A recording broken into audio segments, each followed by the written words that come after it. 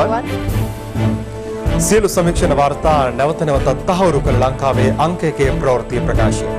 පැත්තකියත් ඇත්ත කියන හිරු මධ්‍යහන ප්‍රවෘත්ති 11:55 සමගින් ඔබ හමුවන මම ධනුෂ්ක සෙනවිරත්න. මම රුවනිකා කුමාරදාස. ප්‍රථම දාහනේ දවසේ ප්‍රධාන පුවත් සිරස්තල වෙත.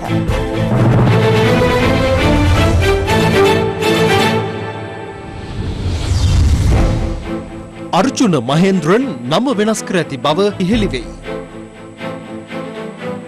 කොරෝනා බැලඳී සුව වූ කැපිතිගොල්ලෑවේ කාන්තාවකට යළිත් කොරෝනා. මැතිවරණ කොමිසම අද පස්වරුවේ යළි රැස් වෙයි. අර්නස්ට් පොරතුට පියතුමන් ස්වර්ගස්ථ වෙයි. කොරෝනා මර්ධනය කළ නවසීලන්තෙන් නව ආසාදිතයන් දෙදෙනෙකු හමු වෙයි.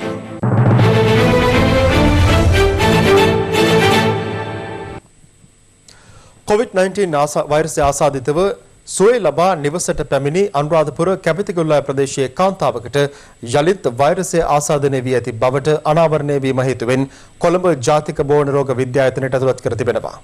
කෙසේ වෙතත් මෙම කාන්තාවගෙන් නැවත වෛරසය බෝවීමේ හැකියාවක් නොමැති බව සෞඛ්‍ය සේවා අධ්‍යක්ෂ ජනරාල් විශේෂඥ වෛද්‍ය අනිල් ජාසිංහ මහතා සඳහන් කළා.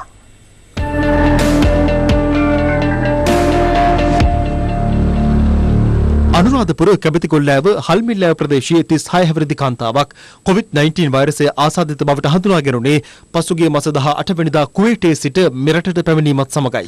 ඒ අනුව හෝමාගම COVID-19 විශේෂ රෝහලේ ප්‍රතිකාර ලැබමින් සිට PCR පරීක්ෂණයකින් පසු ඇය පූර්ණ සුවය ලබා නිවසට පැමිණ තිබෙනවා. කෙසේ වෙතත් ඇයට COVID-19 වෛරසය වැළඳීම හේතුවෙන් අනුරාධපුර ශික්ෂණ රෝහලට ඇතුළත් කිරීමෙන් අනතුරුව වැඩිදුර ප්‍රතිකාර සඳහා කොළඹ IDH රෝහලට යොමු කළ බව අනුරාධපුර ශික්ෂණ රෝහලේ අධ්‍යක්ෂ වෛද්‍ය දුලාන් සමරවීර මහතා සඳහන් කළා. අදාළ කාන්තාව සිටි නිවසේ ඥාතින් දෙදෙනෙකු නිවස තුළම නිරෝධායනයට ලක් කිරීමට ප්‍රදේශීය සෞඛ්‍ය නිලධාරීන් පියවරගෙන තිබෙනවා. කෙසේ වෙතත් මෙම කාන්තාවගෙන් නැවත වෛරසය බෝවීමේ හැකියාවක් නොමැති බවත් මේ සම්බන්ධයෙන් ජනතාව අනියත බියක් ඇති කරගත නොගත යුතු බවත් සෞඛ්‍ය සේවා අධ්‍යක්ෂ ජනරාල් විශේෂඥ වෛද්‍ය අනිල් ජාසිංහ මහතා සඳහන් කළා. එම කාන්තාව දෙවරක් PCR පරීක්ෂණයෙන් නෙගටිව් වීමෙන් පසුව සිරිත් පරිදි මුදාහැරපු කාන්තාවක් නැවත විවිධ රෝග ලක්ෂණ සමග ඇතුල් වුණාම PCR පරීක්ෂණය කිරීමෙන් අනතුරුව එය පොසිටිව් බවට තමයි හෙළි වෙලා තියෙන්නේ. මේ වැනි අවස්ථා කිහිපයක් මීට පෙරත් තිබුණා. මේ කාන්තාව විසින් අනිත් අයට මේ රෝගය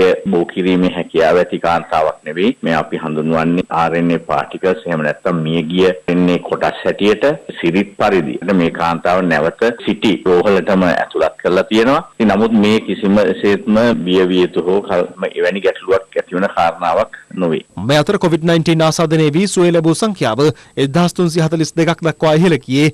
තවත් ආසාදිතයන් 55 දෙනෙකු පූර්ණ සුවය ලබා පිටව යාමත් සමගයි. නව COVID-19 ආසාදිතයන් 16 දෙනෙකු ඊයේ දිනේදී හඳුනා ගැනීමත් සමග මෙරට සමස්ත ආසාදිතයන්ගේ සංඛ්‍යාව 1905ක් දක්වා ඉහළ ගියා.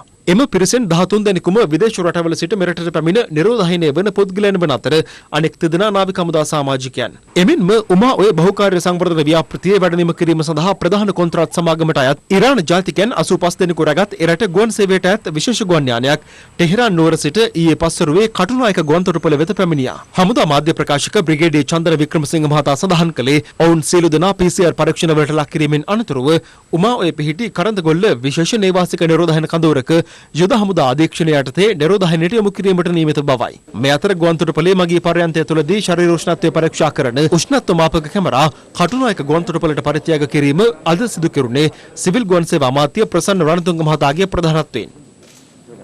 අපි බලාපොරොත්තු වෙන අගෝස්තු 1 වෙනිදාට කටුනායක ගුවන්තොටුපළ විවෘත කරනවත් එක්කම මත්තල ගුවන්තොටුපළත් විවෘත කරන්න සංචාරකීන්ට අපි බලාපොරොත්තු වෙනවා ඉතා ඉක්මනින්ම අපේ සංචාරක ව්‍යාපාරය නගා සිටවන්න. ඒක ලොකු පිටුවහලක් වෙනවා. ජනාධිපතිතුමාට උවමනා වුණා විදේශ රටවල ඉන්න අපේ ශ්‍රී ලාංකික ශ්‍රමිකයින්ව ලංකාවට හැකි ඉක්මනින් ගේන්න. අපි බලාපොරොත්තු වෙනවා ඉදිරි මාසෙකමාර තුල ඒ රටවල් වල ඉන්න අයට ලංකාවට ගෙන්න ගන්න.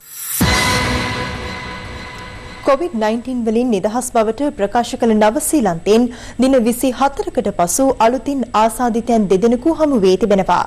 විදේශ මාධ්‍ය වාර්තා කළේ ඔවුන් දෙදෙනා මෑතකදී බ්‍රිතාන්‍යයේ සංචාරය කර ඇති බවයි. නවසීලන්තයේ අලුතින් වාර්තා වූ COVID-19 ආසාදිතයන් දෙදෙනා විශේෂ අවසරයක් මත අවමංගල්‍ය උත්සවයකට සහභාගී වීම සඳහා බ්‍රිතාන්‍යයේ සංචාරයක නිරතව තිබෙනවා. නවසීලන්තය COVID-19 සාර්ථකව පාලනය කළ රටක් ලෙස හඳුනාගත් අතර එරටින් වාර්තා වූ ආසාදිතයන් ගණන 1506ක් වන අතර මරණ සංඛ්‍යාව 22ක්. දැඩි නීති රීති පනවමින් COVID-19 පාලනයට පියවරගත් නවසීලන්තය විදෙස් රටවල සිට පැමිණෙන පුද්ගලයන්ට දින 14ක නිරෝධායන කාලය අනිවාර්ය කළ නමුත් පසුගියදා එම නීති රීති ලිහිල් කිරීමත් සමග තෝරාගත් රටවල සිට පැමිණෙන පුද්ගලයන්ට නිරෝධායනයට යොමු වීම අනිවාර්ය වූයේ නැහැ. මේ අතර COVID-19 දෙවන රැල්ලකට මුහුණ දී සිටින චීනයෙන් අදත් නව ආසාදිතයන් 40ක් වාර්තා වුණා. බීජිං අගනුවරින් නව ආසාදිතයන් බහුතරයක් වාර්තා වන අතර පුද්ගලයන් දසදහසකට වැඩි පිරිසක් COVID-19 පරීක්ෂණ සඳහා යොමු කිරීමට චීන බලධාරීන් පියවරගෙන තිබෙනවා. මේ අතර දින 50කට පමණ පසුව නව පොකුරෙන් ආසාදිතයන් 100කට වැඩි පිරිසක් හමු වීමේ පසුබිමක චීනය සමග තවදුරටත් සමීපව කටයුතු කරන බවට ලෝක සෞඛ්‍ය සංවිධානය පවසනවා. මේ අතර ලොව වැඩිම ආසාදිතයන් සංඛ්‍යාවක් වාර්තා වන ඇමරිකාවෙන් ගත වූ පැය 24 තුළ නව ආසාදිතයන් 20722ක් හමු වීමත් සමග එරට සමස්ත ආසාදිතයන් සංඛ්‍යාව 21,82,950 දක්වා ඉහළ ගියා. COVID-19 ප්‍රතිකාර ලෙස මැලේරියා නාශක හයිඩ්‍රොක්සික්ලෝරෝක්වින් ඖෂධය හදිසි භාවිතයේ නතර කිරීමට ඇමරිකානු ආහාර සහ ඖෂධ පරිපාලන ඒකකය තීරණය කර තිබෙනවා. සායනික අත්දැක බැලීම් මගින් මෙම ඖෂධයට COVID-19 ප්‍රතිවෛරස් බලපෑමක් ඇති කළ නොහැකි බවට තහවුරු වන නිසා මෙම පියවරගත් බව ඔවුන් පවසනවා. කෙසේ වෙතත් ඇමරිකානු ජනාධිපති ඩොනල්ඩ් ට්‍රම්ප් හයිඩ්‍රොක්සික්ලෝරෝක්වින් COVID-19 වලට එරෙහිව ඖෂධයක් ලෙස භාවිතයට ගත හැකි බවට අවස්ථා කිහිපයකදීම ප්‍රවර්ධනය කළා. ලතින් ඇමරිකානු කලාපයෙන් වැඩිම COVID-19 ආසාදිතයන් සංඛ්‍යාව බ්‍රසීලයෙන් වාර්තා වන අතර එම සංඛ්‍යාව 8,91,556ක් දක්වා ඉහළ ගියේ. ගත වූ පැය 24 තුළ රටින් නව ආසාදිතයන් 23,674ක් හමු වීමත් සමගයි. මේ අතර මෙක්සිකෝව නිරෝධායන සහ සංචරණ සීමා ලිහිල් කිරීමට පියවරගෙන තිබෙනවා. බ්‍රිතාන්‍යයේ ලන්ඩන් නුවර සත්ව උද්‍යාන යලි විවෘත කර ඇති නමුත් ඇතුළු කර ගැනීමේ පිරිස සීමා කර ඇත්තේ ආරක්ෂිත පියවරක් ලෙසයි. යුරෝපයේ වැඩිම ආසාදිතයන් සංඛ්‍යාවක් හමුවන රුසියාවෙන් ගත වූ පැය 24 තුළද නව ආසාදිතයන් 8,246ක් වාර්තා වීමත් සමග එරට සමස්ත ආසාදිතයන් සංඛ්‍යාව 5,37,210 දක්වා ඉහළ ගියා. දකුණු ආසියානු කලාපයේ වැඩිම COVID-19 ආසාදිතයන් සංඛ්‍යාවක් ඉන්දියාවෙන් වාර්තා වන අතර එම සංඛ්‍යාව 3,43,026ක්. කෙසේ වෙතත් ඉන්දියාවෙන් දෛනික ආසාදිතයන් දසදහස ඉක්මවමින් තවමත් වාර්තා වුවත් සංචරණ සීමා සහ නිරෝධායන රෙගුලාසි ලිහිල් කිරීමට ඉන්දියා බලධාරීන් පියවරගෙන තිබෙනවා.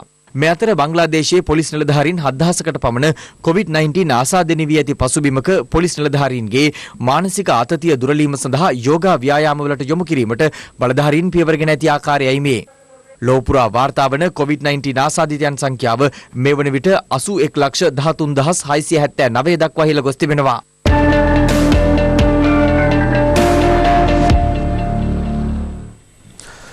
2015 පසු බලයට පැමිණි යහපාලන රාජ්‍ය ඉස්ලාම් අන්තවාදය පිළිබඳ තමන් පැවසූ කරුණු කෙරෙහි අවධානය යොමු නොකළ බව බුදුබල සේනා සංවිධානයේ මහලේකම් පූජ්‍ය ගලගොඩත්තේ ඥානසාර හිමියන් පවසනවා.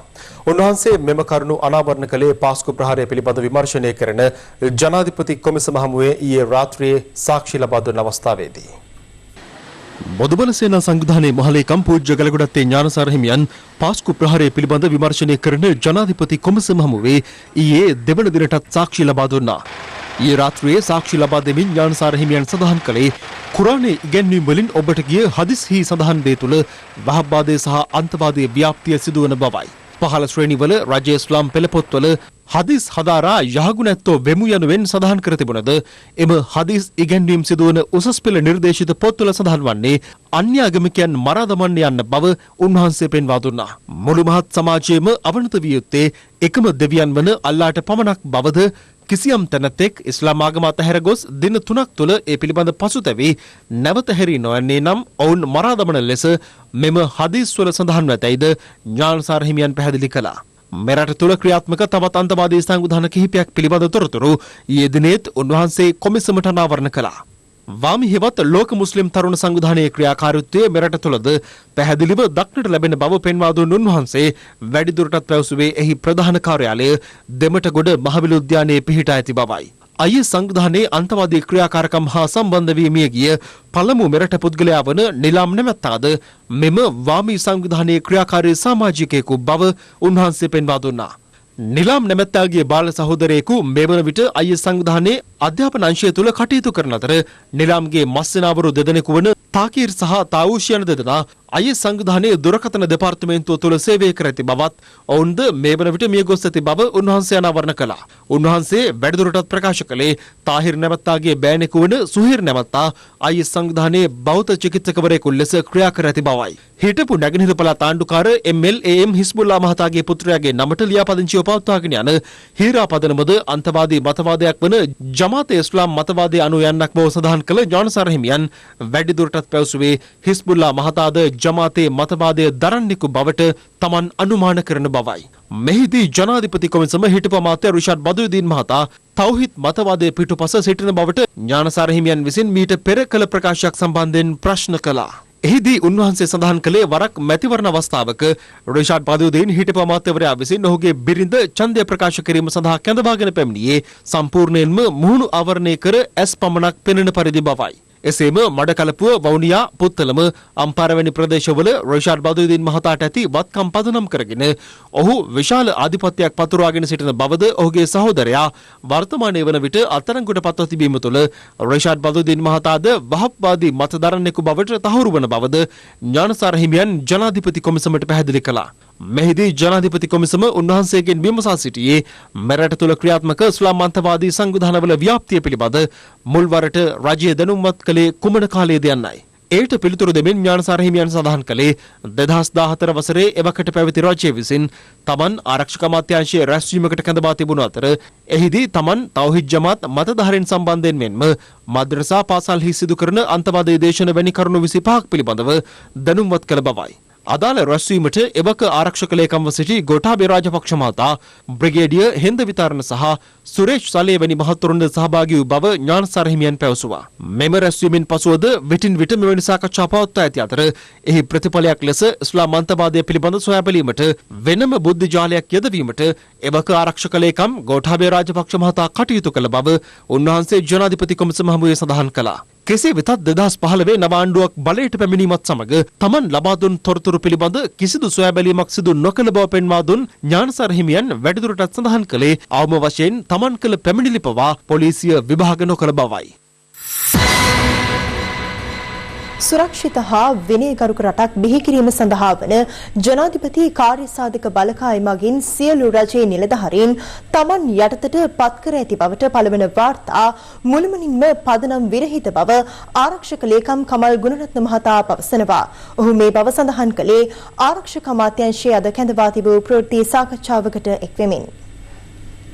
අපි ත්‍රස්තවාදයේ මැඩලව පමණින් අපිට ජාතික ආරක්ෂාව ස්ථාපිත කරා කියලා කියන්න බෑ. හැමෝටම බයක් සැකක් නැතිව මේ සමාජයේ ජීවත් වෙන්න පුළුවන් පරිසරය උදා කරන්න ඕනේ. අද අපේ සමාජයේ තමුන්නාන්සේලා හැම කෙනෙක්ම දන්නවා කුඩු උවදුර විශාල වශයෙන් පැතිරීගෙන යනවා. තමුන්නාන්සේලාට මතක ඇති දැන් මාස 2කට 3කට ඉස්සෙල්ලා කුඩු කිලෝ 1000 ගණන් අල්ලනකොට මත්ද්‍රව්‍ය වල මිල ඉහළ යන්න ඕනේ. නමුත් මම දන්න තරමින් කුඩු පැකට් වල මිල ඉහළ ගියේ නැහැ මෙච්චර ඇල්ලුවා. රහස තමයි මේක විශාල යාන්ත්‍රණයක් ක්‍රියාත්මක වෙනවා අපේ මේ ජන සමාජයට එරෙහිව. ඒවා සම්බන්ධයෙන් සම්පූර්ණයෙන් අධ්‍යයනය කළා මේ සම්පූර්ණ ක්‍රියාවලියම නැති කරන්න තමයි ඒ කාර්යසාධක බලකාය පත් කළේ. මෙතනදී රජයේ නිලධාරීන් ගැන යම්කිසි සඳහනක් තියෙනවා. ඒ සඳහන වැරදි විදිහට අර්ථකථනය කරලා මම දැක්ක නොඑක් ස්ථානවල නොඑක් මත ප්‍රකාශ වෙලා තියෙනවා. ආරක්ෂක ලේකම්වරයාට නැත්තම් කමල් ගුණරත්නට රජයේ නිලධාරීන්ව පාලනය කරන්න බාර දීලා කියලා. මිත්‍රවරුනි එහෙම කිසිම දෙයක් එතනින් අදහස් වෙන්නේ නැහැ. මගේ යටතේ ආරක්ෂක අමාත්‍යාංශයේ ඉන්න නිලධාරීන් හැරෙන්න මට වෙන කිසිම කෙනෙක්ව පාලනය කිරීමට අවශ්‍යතාවයකුත් නැහැ.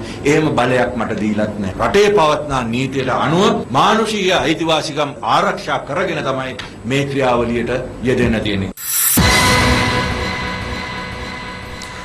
මහමැතිවරණයේ ප්‍රකාශයට පත් කිරීමෙන් පසු මැතිවරණ කොමිසම අද පස්වරුවේ පළමු වරට රැස්වීමට නියමිතයි. ජනාධිපති ගෝඨාභය රාජපක්ෂ මහතා සමග හෙට පැවැත්වීමට නියමිත සාකච්ඡාව සඳහා ඉදිරිපත් කළ යුතු ප්‍රමුඛතා ලයිස්තුවක් සකස් කිරීම මෙම සාකච්ඡාවේ ප්‍රධාන අරමුණයි.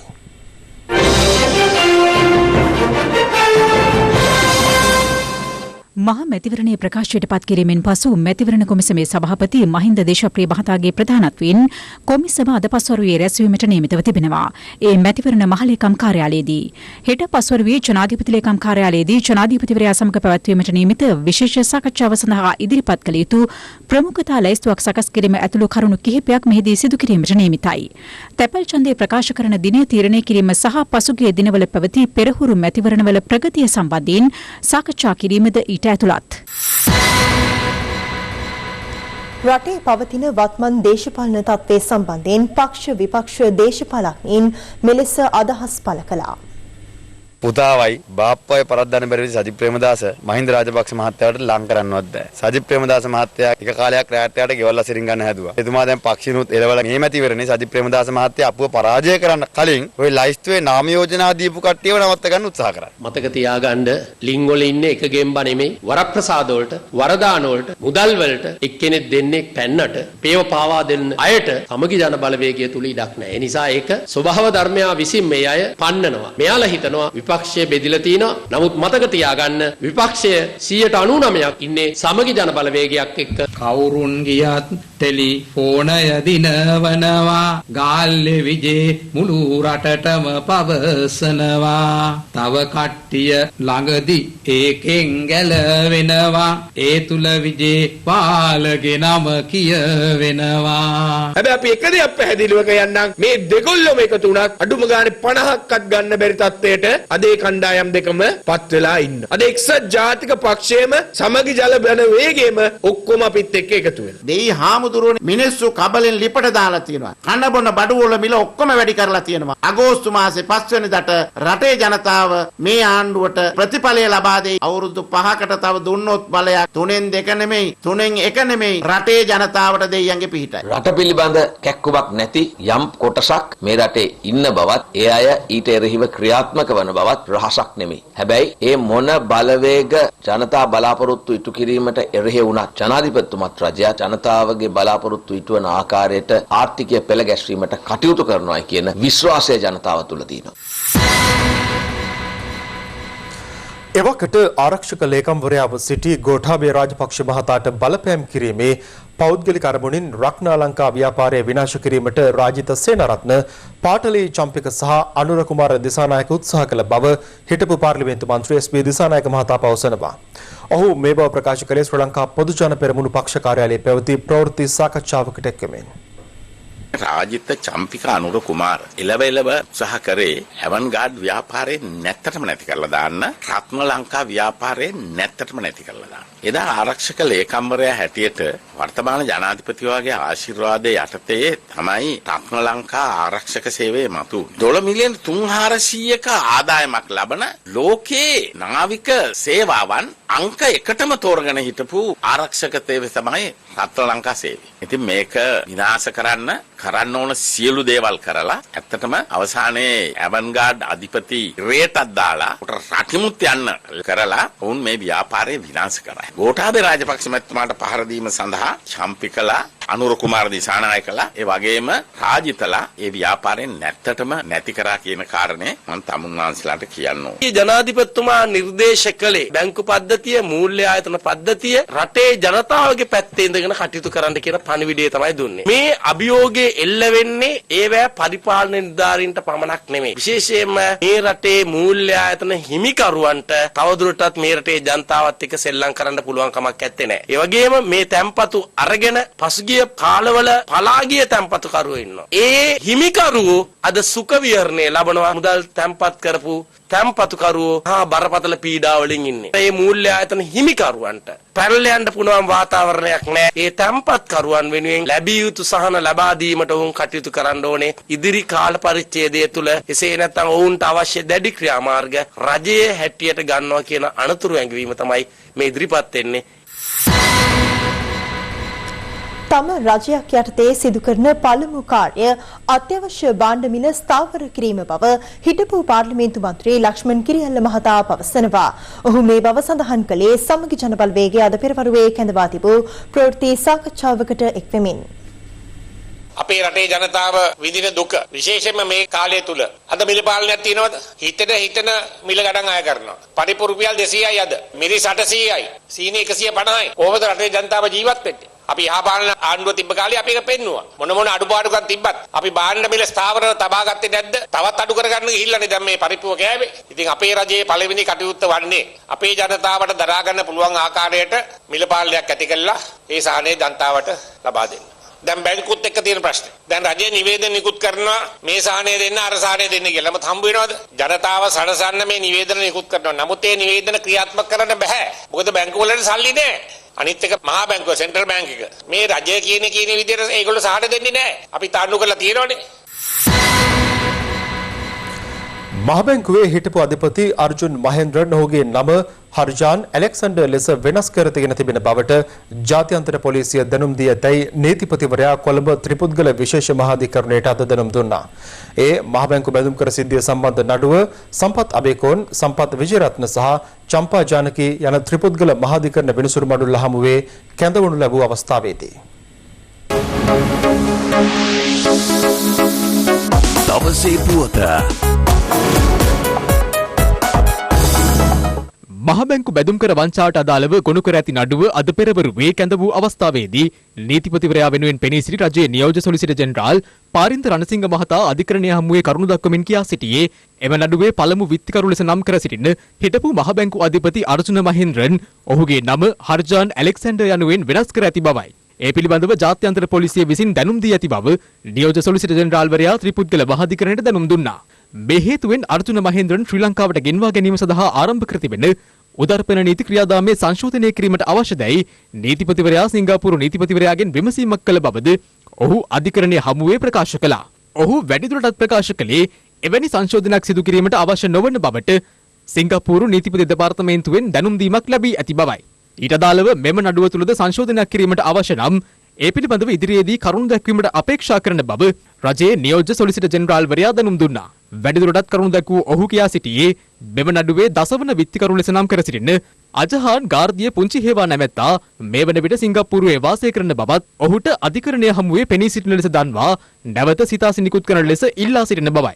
මේ අනුව එම විත්තිකරු වෙත යලි සිතාසි නිකුත් කළ ත්‍රිපුද්ගල විනිසුරු මඩුල්ල මෙම නඩුව නැවත නොවැම්බර් 17 වනදා කැඳවීමට නියෝග කළා. දවසේ පුවත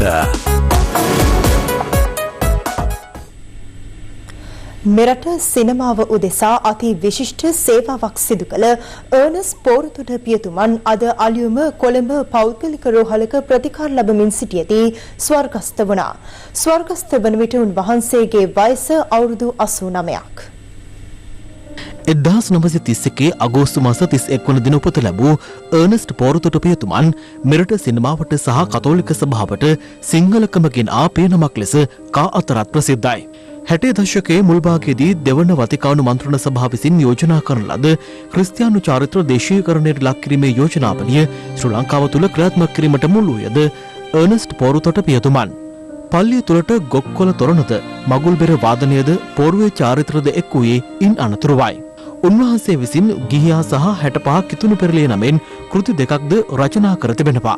දක්ෂ තරුණ චිත්‍රපටකරුවන්ගේ නිර්මාණ තෝරාගෙන ඒවා විදේශ චිත්‍රපට උළෙල සඳහා යැවීමෙන් එම නිර්මාණ විවිධ ඇගීම්වලට ලක්වීමේ ඉඩ ප්‍රස්තාවද උන්වහන්සේ විසින් හිමි කර දුන්නා.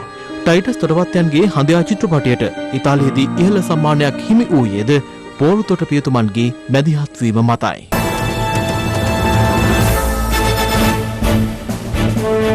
දශක ගණනකින් ප්‍රතිසංස්කරණය වූ මහා කුඹුක් කඩවල වැවෙහි ගැටලු හේතුවෙන් අවට ගම්මාන කිහිපයකම ගොවින් දැඩි පීඩාවට ලක්ව සිටිනවා. ඔවුන් පෙන්වා දෙන්නේ පවතින තත්ත්වයේ හේතුවෙන් යලකන්නේ වගාවන්ද නිසි පරිදි සිදු කර ගැනීමට බාධා මතුව ඇති බවයි. අද රතු මිනිත්තුවේ අවධානය ඒ පිළිබඳවයි.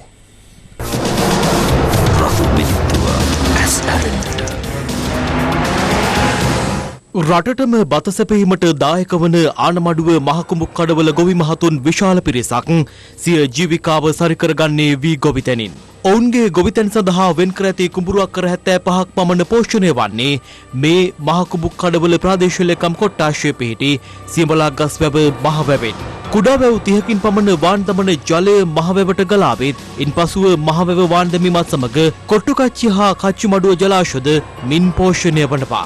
ඒ දහස් සංඛ්‍යාත ගොවි ජනතාවගේ කෘෂි කාර්මික ජීවන රටාවට විශාල ශක්තියක් වෙමින්. නමුත් දශක ගණනාවකින් මෙම වැව ප්‍රතිසංස්කරණය නොකිරීමෙන් වැවෙහි භූමි ප්‍රමාණයෙන් අඩකටත් වඩා ගොඩවිමින් පවතින අතර අවස්ථා ගණනාවකදී වැවෙහි වැකන්ද කැඩියාමෙන් තමන් දැඩි අපහසුතාවට පත් වූ බව ගොවීන් රතු මිනිත්තුවට සඳහන් කළා. මේකේ දැන් ගොවිතැන් කරන්න අරගෙන අවුරුදු 30-40ක් වෙනවා. නමුත් අන්නාදා ඉඳන් මේ වැව අලුත් වැඩියා කිරීමක් කරලා නැහැ. මේ වැවේ ගැඹුර නැහැ. ඒ කියන්නේ අර මිදැල්ල ගස් කියලා තියෙනවා ගස් වර්ගයක් ඒව අරටු නැහැ. ඉතින් ඒ ගස් ටික ඉවත් කරලා වැව හාරලා දෙනවා නම් කොට්ටුකච්චි වැව යට තියෙන ගොවි මහතුන්ටත් යලකන්නේ දෙකම වැඩ කරගන්න පුළුවන්.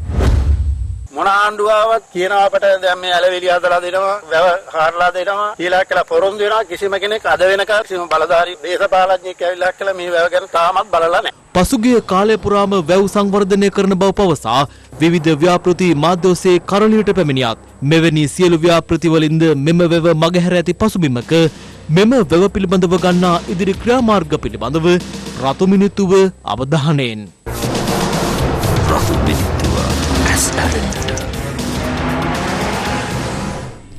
මෙරට පැරණිම කර්මාන්තයක් වූ තම කර්මාන්තය ආශ්‍රිතව සිය ජීවිකාව කරගෙන යන බොහෝ පිරිසක් මේ වන විට ගැටලු රැසකට මුහුණ පා සිටිනවා. ඔවුන් පෙන්වා දෙන්නේ තම ආශ්‍රිත නිෂ්පාදන ආනයනය කිරීම වළක්වා දේශීය කර්මාන්තකරුවා රැකගත යුතු කාලය එළඹ ඇති බවයි. දශක ගණනාවක ඉතිහාසයකට හිමිකම් කියන ශ්‍රී ලංකාවේ තම කර්මාන්තයට මහර සහ මහනුවර ප්‍රදේශ නිතතින්ම ප්‍රසිද්ධියක් උසලනවා. නමුත් දේශීය තම කර්මාන්තකරුවන් මේ වන විට දැඩි අපහසුතාවකට පත්ව ඇති බව හේරු ප්‍රවෘත්ති කළ සොයා බැලීමකදී අනාවරණ වුණා. තම කර්මාන්තය ආශ්‍රිතව සිය ජීවිකාව කරගෙන යන සේවකින්ද පවතින තත්ත්වයේ හේතුවෙන් පත්ව ඇත්තේ දැඩි අසීරුතාවකටයි. මම මේ රස්තාව කරන්න ඕන දැන් අවුරුදු 40කට වැඩි කාලයක් වෙනවා. දැන් මේ රස්තාව කරගෙන යන්න බැරි තත්ත්වයක් උදාලා තියෙනවා. සුමානයක් කඩකොළ සුමානයක් ගෙදර. හේතුව මොකද? පිත්තල නැහැ. පිත්තල නැති නිසා අපි නිකන් ඉන්නවා. මොකද පිත්තල ටික මේ හොරු ඔක්කොම අතාරිනවා. අපිට ජීවත් වෙන්න දෙන්නේ. කර්මාන්තකරුවන් චෝදනා කරන්නේ පැවති රාජ්‍ය තඹ පිත්තල ආශ්‍රිත නිර්මාණ මෙරටට ආනයනය කිරීම සහ අවශ්‍ය අමුද්‍රව්‍ය සොයා ගැනීමට පවතින ගැටලු හේතුවෙන් කර්මාන්තය අවධානමකට ලක්ව ඇති බවයි. අපි නිෂ්පාදනය කරන්නේ පිත්තල භාණ්ඩ. පිත්තල භාණ්ඩ අපි ලබාගන්නේ කර්මාන්ත අමාත්‍යාංශයේ යටතේ පවතින IDB ආයතනයෙන්. IDB එකෙන් අපතල භාණ්ඩ මාසයකට අවශ්‍ය ප්‍රමාණය පිත්තල භාණ්ඩ ඉල්ලලා දීලා තියෙන ප්‍රමාණය මාසයකට එවලා තියෙන ප්‍රමාණය ලියුම මේ තියෙන්නේ. ඉතින් මේ ප්‍රමාණය හොඳටම ප්‍රමාණවත් මදි අප කර්මාන්තශාලාව පවත්වාගෙන යන්න. ගොඩක්ම මේක සිදු වෙලා තින්නේ තරව්කරුවන් නිසා. තඹ, පිත්තල, ඇලුමිනියම් යන ලෝහසුන් බුන් අපනයන සඳහා නිර්දේශන ලබා නොදීම සම්බන්ධව ඔබතුමාලා කටයුතු කරන්න කියලා අපි ඉල්ලා සිටිනවා. ලංකාවට විතරක් නෙමෙයි විදේශ වෙළඳපොළට වුණත් අපිට පුළුවන් මෙම භාණ්ඩ නිෂ්පාදනය කර ලබා දෙන්න. තඹ කර්මාන්තයට යොදා ගන්නා අමුද්‍රව්‍ය සහ අබලි ද්‍රව්‍ය කිසිදු විදේශ විනිමයකින් තොරව ඉන්දියාව වැනි රටවල් සඳහා අපනයනය කිරීමෙන් පසු නැවත එම රටවල් වලින් තඹ ආශ්‍රිත නිෂ්පාදන සිදු කර වැඩි මිලට මිලටට ආනයනය කිරීමේ ජාවාරමක්ද සිදුවන බව කර්මාන්තකරුවන් පෙන්වා දෙනවා. අපිට මේ ලෝහ කර්මාන්තයට අතර ගණනාවක සිටේ බලපාන ප්‍රධාන කරුණ තමයි මේ අපේ ලෝහසුම් පනයනය කිරීම. නීති විරෝධීව සහ නීති අනුකූලව. මේක තමයි ප්‍රධාන ගැටලුව. අපිට මේ ලෝහසුම් බුන් මේ රටේ ඉතුරු කරලා දෙනවනම් මේ වගේ කර්මාන්තශාලා විශාල ප්‍රමාණයක් මේවා වැඩි දියුණු කරන්න පුළුවන්. අපි රජයෙන් ඉල්ලන්නේ අපිට මේවට බදු සහන දෙන්න, අපිට ණය පහසුකම් දෙන්න, අපිට මැෂිනරි දෙන්න. අපි ඉල්ලන්නේ මේ ගේන බඩු ටික නවත්තලා දෙන්න කියලා විතරයි ප්‍රධාන වශයෙන්. තඹ කර්මාන්තය ආශ්‍රිත ව්‍යාපාරිකින්ද සඳහන් කරන්නේ දේශීය කර්මාන්තකරුවන් ආරක්ෂා කර ගැනීම වෙනුවෙන් ගත යුතු ක්‍රියාමාර්ග ගැනීමට කාලය එළඹ ඇති බවයි. පිත්තල තඹ ටික ලංකාවේ හැකිතාක් අපිට රඳවලා දෙන්න රජයක් වශයෙන් ඉදිරිපත් වෙන්න මොකද දක්ෂ අය ඉන්නවද? එදා පාරම්පරික කරලා තාත්තයන් පුතාට යනවා. එහෙම නෙමෙයි අද ගොඩාක් දක්ෂ අය ඉන්නවා මේකට කරන්න පුළුවන්. තරුණ හොඳ ජවයක් තියෙන කොටස දැන් මේ කර්මාන්ත වලට ඉදිරිපත් වෙලා ඉන්නවා.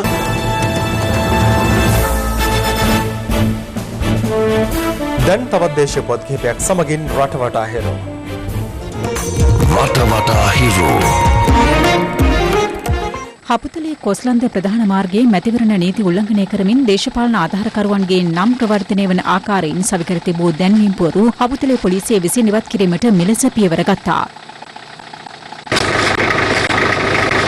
හලාවත ලුණුවේ පාලමේ ගැටීමෙන් යාපනයේ සිට කොළඹ බලා ගමන් කරමින් තිබූ පෞද්ගලික මගී බස් රථයක් අද උදෑසන කාලයේදී අනතුරට ලක් වුණා. මේ හේතුවෙන් පුත්තලම කොළඹ ප්‍රධාන මාර්ගයේ ගමනාගමන කටයුතු පැය කිහිපයක කාලයකට යන හිටියා.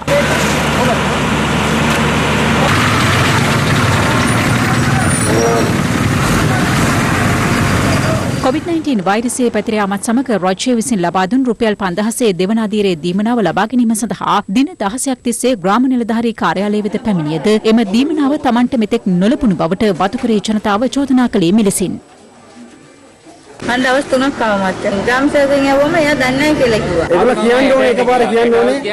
මේක සොදින්නේ කියලා. නැත්නම් මේ දවස් දින කියන්න ඕනේ. දැන් දිනය තීරණය කරන්න ඕනේ ඉස්සෙල්ලා. මොකුත් නැහැ නේද? ගාල්ල දෙසට ධාවනය වෙමින් තිබූ පෞද්ගලික බස් රථයක් බස්කඩුව ප්‍රදේශයේදී කොළඹ දෙසට ධාවනය වෙමින් තිබූ කුඩා ප්‍රමාණයේ ලොරි රථයක ගැටීමෙන් අද උදැසන සිදු රියානතුරින් බරපතල තුවාල ලැබූ ලොරි රථයේ රියදුරා කළුතර මහරෝහලට ඇතුළත් කෙරුණා.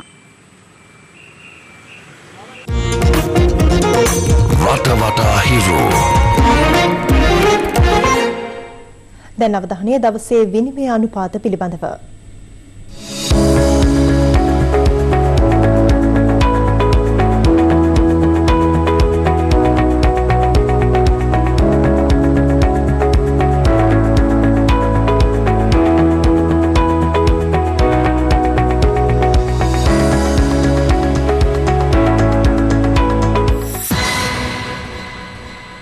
දැන් ලෝ වටා හිරෝ.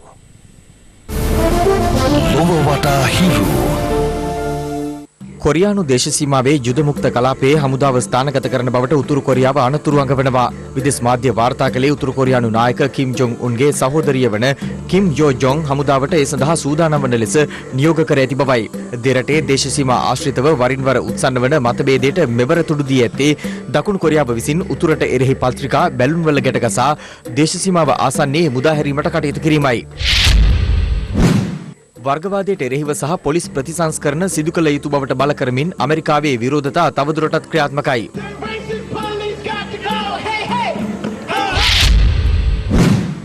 ඇමරිකාවේ කැලිෆෝනියාහි ලැබුගිනි තත්ත්වයක් වාර්තා වනවා. මේ හේතුවෙන් දහස් ගණනක් ආරක්ෂිත ස්ථාන වෙත යොමු කර ඇති බව විදේශ මාධ්‍ය වාර්තා කළා.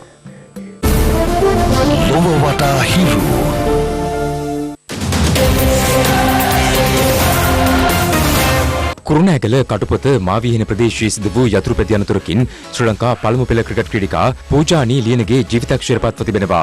අනුරාධපුර සිට කොළඹලා ගමන් කරමින් සිටි පූජානිගේ සිය යතුරු පැදිය ට්‍රැක්ටර් රථයක ගැටී මෙම අනතුර සිදු වී ඇති අතර බරපතල තුවාල ලැබූ අය රෝහල්ගත කිරීම සඳහා රැගෙන අවස්ථාවේදී ජීවිතක්ෂරපත්ව ඇති බව අප වාර්තාකරු පැවසුවා. මේ යන විට 33 හැවිරිදි වියේ පසු වූ පූජානි ලියනගේ කොළඹ කෝල්ස් ක්‍රීඩා සමාජය නියෝජනය කරමින් දේශීය ක්‍රිකට් පිටියට එක් වූ අතර ඇය ශ්‍රී ලංකා කාන්තා ක්‍රිකට් සංවර්ධන කණ්ඩායම නියෝජනය කිරීමටද සමත් වුණා.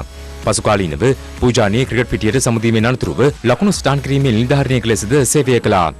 හිරු 11:55 මධ්‍යහන ප්‍රවෘත්ති ප්‍රකාශයෙන් නිමවට පත්වනවා. පැත්තනොකත් ඇත දැනගැනීමේ අයිතිය තවදුරටත් තහවුරු කරගන්න තිරේ දෙස්වන පරිදි ඔබගේ ජංගම දුරකථන ජාලයට අනුව හිරු SMS ප්‍රවෘත්ති සේවාව සක්‍රිය කරගන්න. යලිත් හමු යමු සවස 6:55ට. සුබ දවසක්.